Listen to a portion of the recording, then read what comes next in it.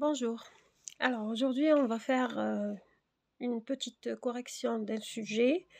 Alors, je vous ai préparé trois sujets. Un sujet sur le premier trimestre, un deuxième sujet sur le deuxième trimestre et un troisième sujet sur le troisième trimestre.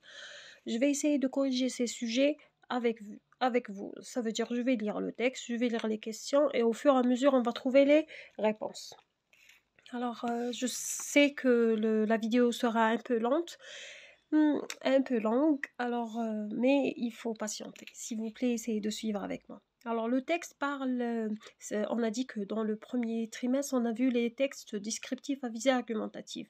Ça veut dire on a vu les villes, les pays, les sites touristiques, et on a fait leur description pour inciter les touristes à venir les visiter. D'accord? Alors, on a donné des arguments pour inciter les touristes à venir visiter ces lieux. Alors, le texte d'aujourd'hui, il est sur Alger. C'est en arpentant les rues d'Alger, sans préjugés, que vous pourrez découvrir la richesse de cette ville. Ne vous fiez pas aux apparences, elles sont parfois trompeuses. Et si vous en doutez, visitez Alger, la ville aux mille saveurs, aux mille contrastes. Alger est une métropole complexe, mais aussi une ville très simple à saisir. La baie en fossile, la cité accrochée au-dessus d'un petit port et des promontoires assurent une bonne protection. Ces étendues de l'est à l'est, en ramification latérale, amplifient l'impression de grandeur. Algerville est un labyrinthe de ruelles et d'impasses. Les escaliers, très nombreux et très variés, larges, étroits, hauts, etc., sont très pratiques pour sillonner cette architecture en cascade.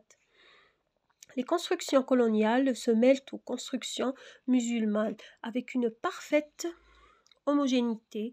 Peinte en blanc, elle donne à Alger l'impression d'étendue. Un air marin et une pureté d'une nouvelle vie et ville européenne. Dans beaucoup de quartiers, les rues à arcades rappellent fortement celles de la rue Rivoli à Paris. La vie à Alger est trépidante. L'activité économique, scientifique, sociale et culturelle y est très riche. C'est surtout une ville de jeunes étudiants qui s'organisent en associations, qui sortent et qui vivent.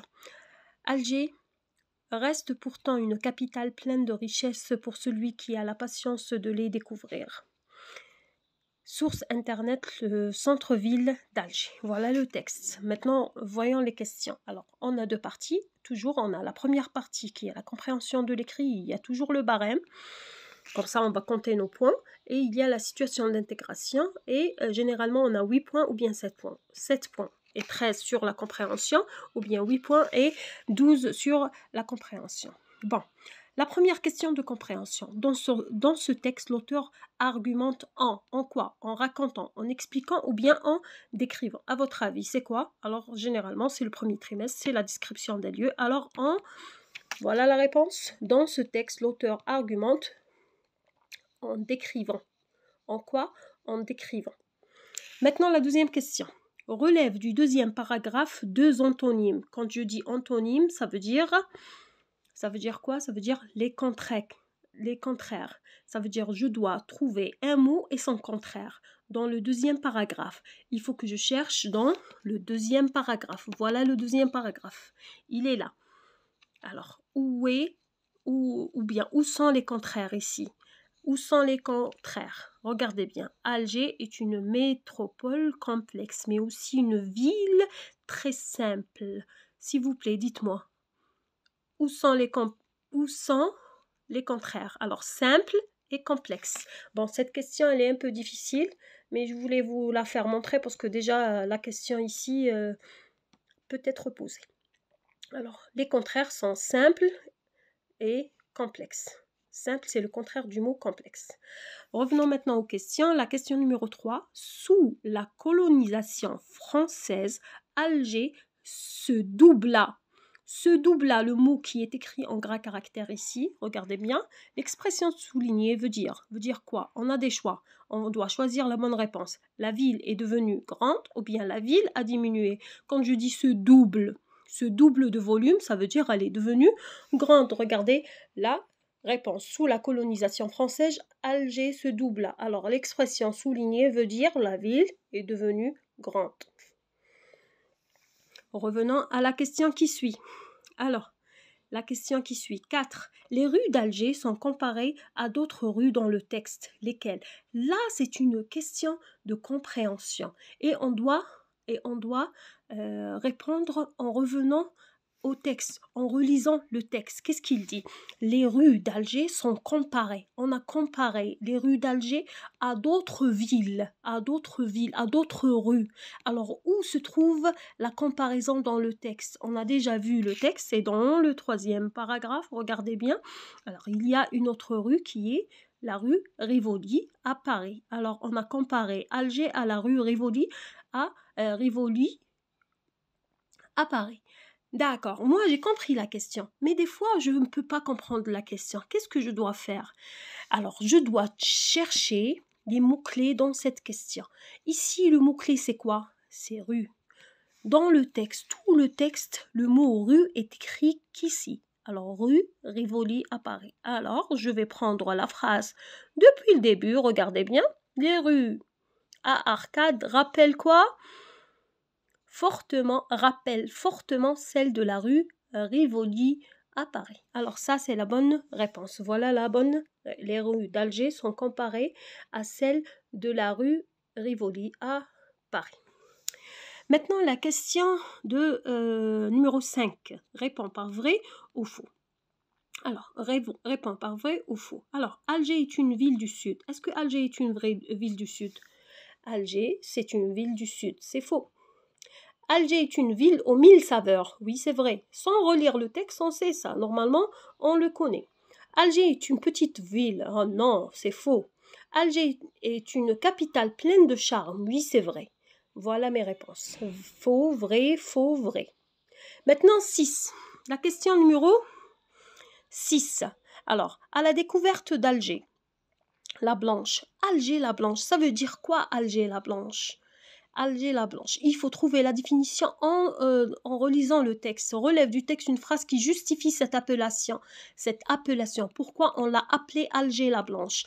Alors, à votre avis, pourquoi on l'a appelée Alger la Blanche?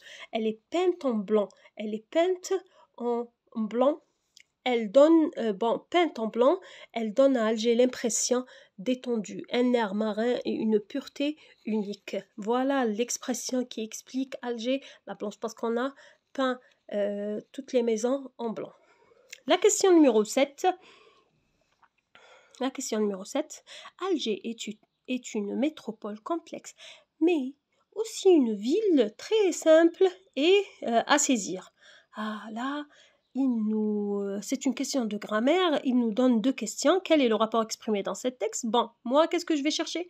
C'est mais. Mais, et quand j'ai mais, c'est quoi? C'est l'opposition. Alors, le rapport exprimé dans cette phrase est l'opposition. D'accord. Qu'est-ce qu'il veut?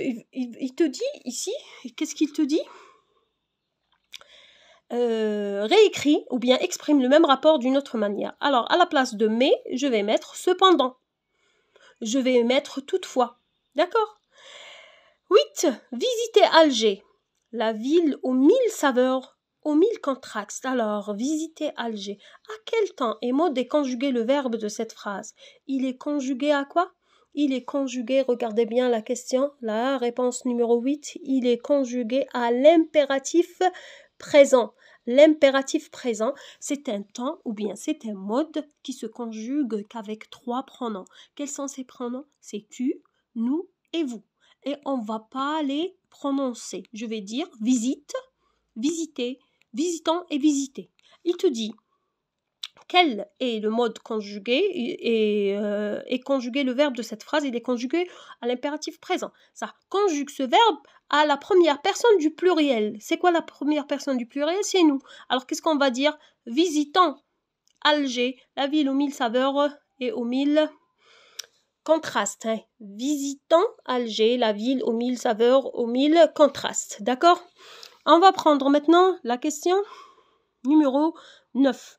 Alger est une métropole complexe, mais aussi une ville très simple à saisir. Voici la phrase.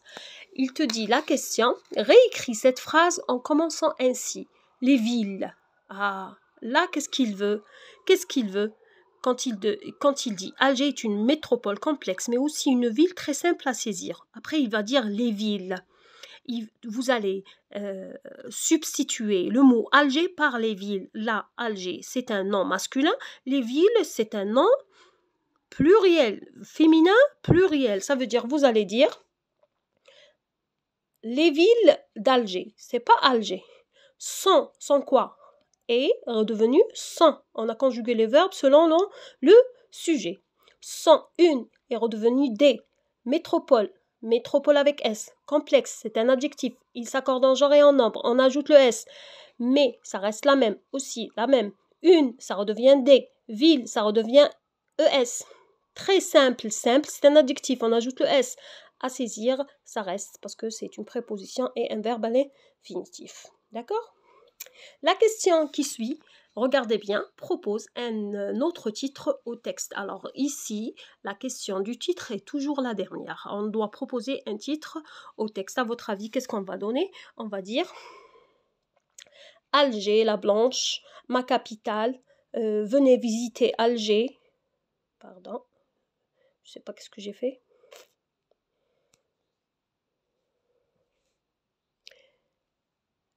Pardon. Et puis maintenant, situation d'intégration. Alors, la situation d'intégration, la question était quoi? Regardez bien la situation d'intégration. Il te dit, l'Algérie possède un potentiel touristique non négligeable. Ça veut dire on va parler de toute l'Algérie.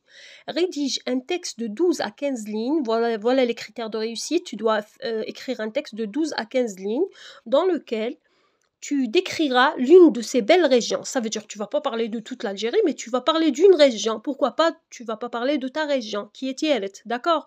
Ou bien Blida, ou bien comme tu veux. Tu vas choisir la région que tu veux, que tu as déjà visitée et qui t'a vraiment marqué afin d'attirer les touristes. Ça veut dire que tu dois écrire un texte argumentatif, un texte descriptif à visée argumentative, là où tu vas inciter les touristes à visiter ta région. D'accord? On a déjà fait ça en classe. Alors, ici, le texte ici, c'est Cholfa l'envoûtante. On va voir le texte de la Cholfa l'envoûtante. Et là, regardez bien, la commune où je suis née et j'ai grandi s'appelle Cholfa. Je suis convaincue, c'est l'expression d'opinion, que ma localité possède tous les atouts requis pour attirer les touristes avides d'une agréable détente, et ce pour de multiples raisons. Là, d'abord, ensuite, enfin, regardez, d'abord, pour les amoureux de la nature, Abbès, Togza et Cholfa vous offrent la possibilité de contempler les champs d'oliviers verdoyants et les figuiers millénaires qui témoignent de l'histoire de la région. C'est une flore à même d'agréer les regards les plus exigeants. Ensuite, sur le plan historique, notre localité a été le théâtre de plusieurs batailles historiques contre le colonisateur français pendant la guerre de libération nationale. Elle garde jalousement ses parcelles d'histoire comme un trophée de guerre. À titre d'exemple, on peut citer les batailles de Tigouravine, 8 janvier 1958, elle est célèbre aussi par le mausolée Sidi Ammar Sherif, un lieu où se rassemblent et se défilent les riverains et leurs hôtes pendant les fêtes religieuses, sans oublier l'ancienne mosquée Al-Masjid Al-Atiq, appelée ainsi car elle est le plus ancien lieu de culte de la région. Enfin, volet culturel, Cholfa a enfanté plusieurs personnalités émérites qui ont laissé leur empreinte dans la mémoire collective de la région.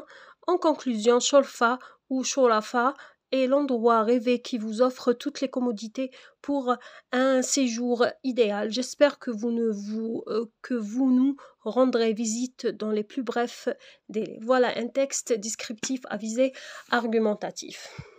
Voilà le premier sujet. On va passer maintenant au deuxième sujet dans une deuxième vidéo.